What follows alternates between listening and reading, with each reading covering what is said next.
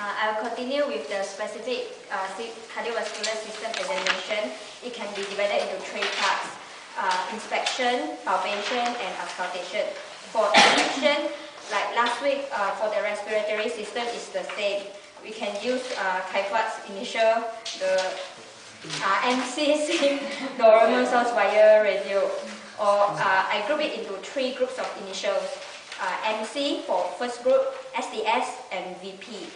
For MC is chest movement and chest deformity.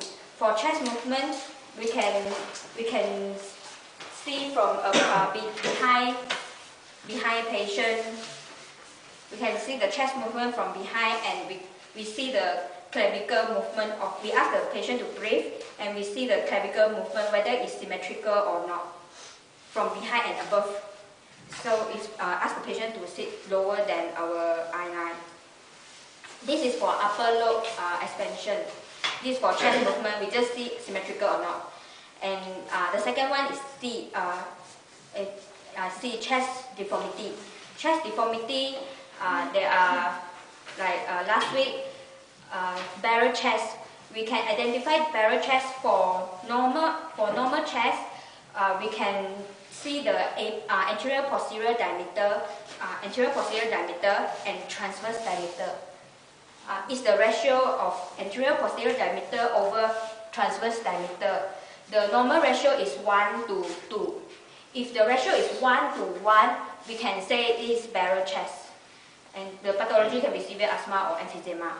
And other chest deformity can be funnel chest, pigeon chest, Harrison-Sulcus, kyphosis, kyphoscoliosis. This for first group initial. The second group is SDS. The first one is scar. For specific for the cardiovascular patient, we can see the surgical scar, traumatic, and the chest tube. For surgical scar, there are three. Maybe we can observe the normal cardiovascular patient is midline sternotomy. It is usually for the aortic valve replacement. Or the coronary artery bypass grafting surgery. And for the submammary scar, it is usually the mitral valvotomy. And for the infraclavicular scar, it is usually pacemaker implantation. Then for D is dilated vein. Usually we observe the superior jugular vein dilation. And for the second S is skin discoloration. We observe maybe the patient have pale skin or yellowish skin for jaundice.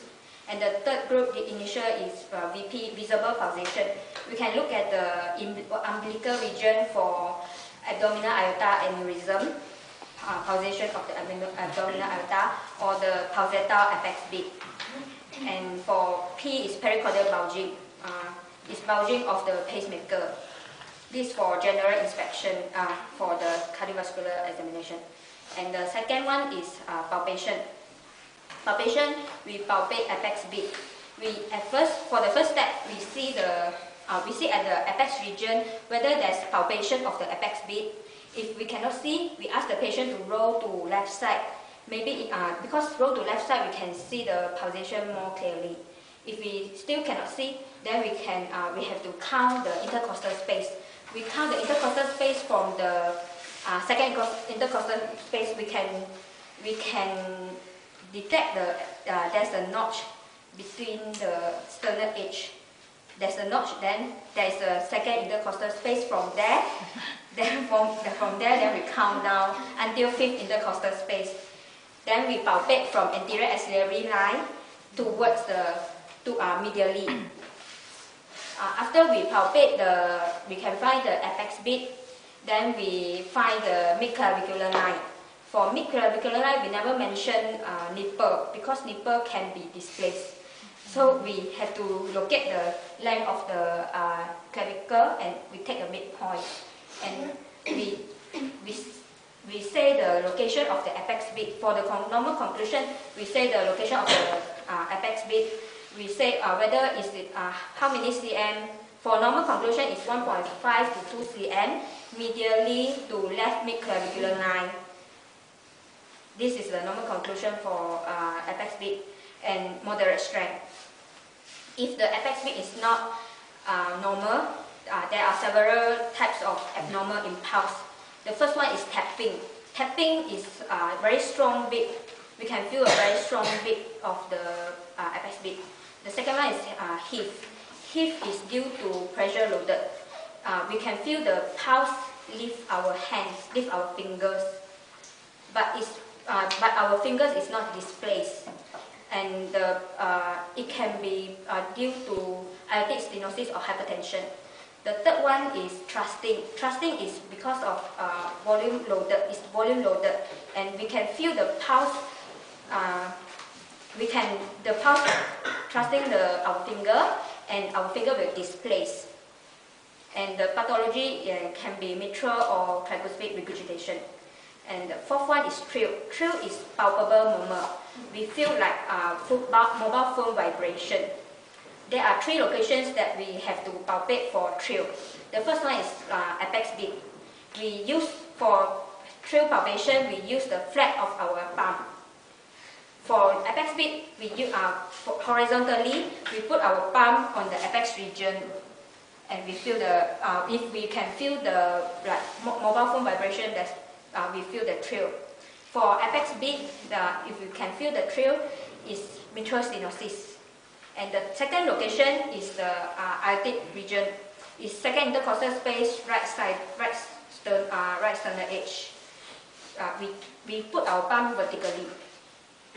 If we can feel the trill, it is due to aortic stenosis. And for the third location is pulmonary region. It's also second intercostal space, left sternal edge. We also put our hand vertically. It is pulmonary stenosis. This is the second palpation. For the third palpation, we do parasternal impulse, or it is called parasternal heave.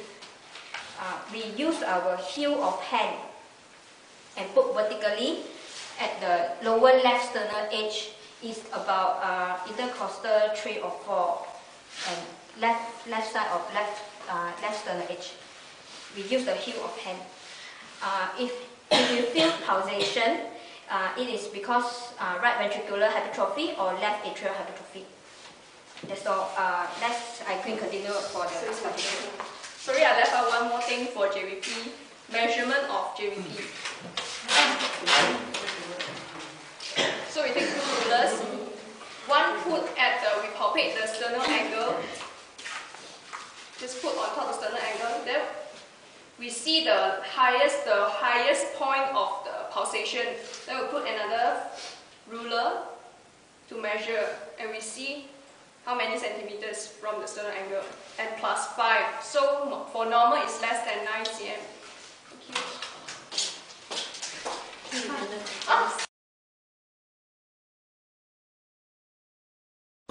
Your stethoscope, there's two parts. One the diaphragm, one's the bell. The bell is usually to listen to S3, S4 and murmur. That's for low pitch sound. And diaphragm is for high pitch sound. So first you place your patient must be on 45 degrees position. And then your left hand palpate for the carotid pulse, so that you know the timing of systole and diastole. Okay, then first we listen with the bell on the apex beat. And then after that, you turn the patient to the left side. Why we turn the patient to the left side is so that your left ventricle will be nearer to the chest wall. So when you listen, right, the sound will be higher, increase. And then listen again, turn the patient back into 45 degrees, turn your stethoscope back into your diaphragm, listen again to the apex beat. After that, listen to your tricuspid, aortic, and pulmonary point. It doesn't matter whichever comes first lah. Okay, and then your conclusion for normal auscultation will be DRNM, which is dual rhythm non-murmur. Okay, for pathologic, right? Again, listen with the bell on the apex beat. Here, if you listen to a murmur, it's usually mitral stenosis. So when you turn the patient to the left side again, and you listen again, the murmur intensity will increase. Okay, then turn the patient back. Listen again with the diaphragm on the apex beat. If you listen this time with a murmur, it is to do with mitral regurgitation.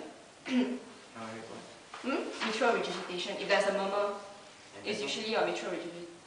This one is with the bell. That's mitral stenosis.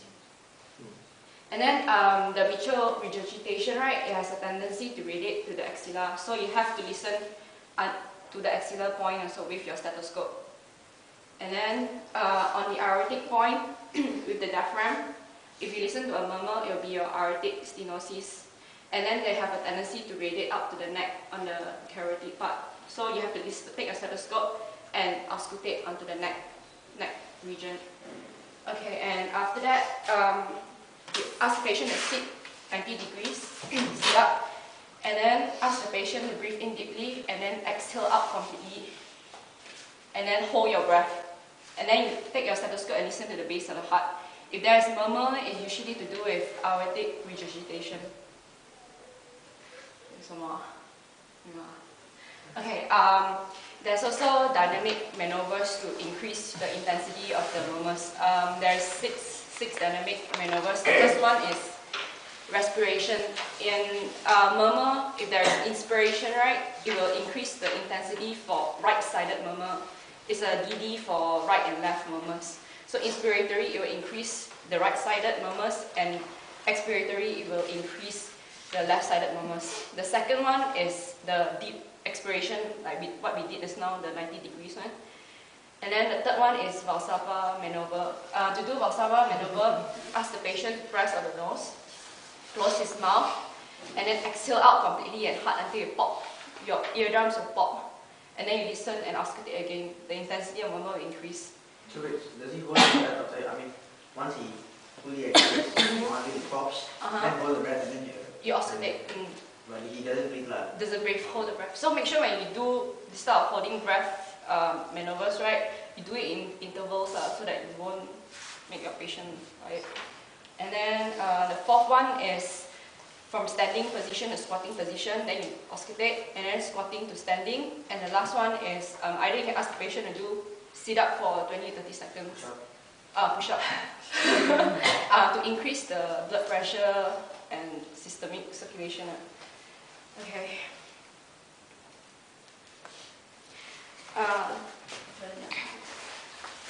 Okay, then we listen to heart sound, first heart sound and second heart sound. First heart sound, normally they won't split, but for second heart sound, if you listen to a split, it is normal, but it's a very short.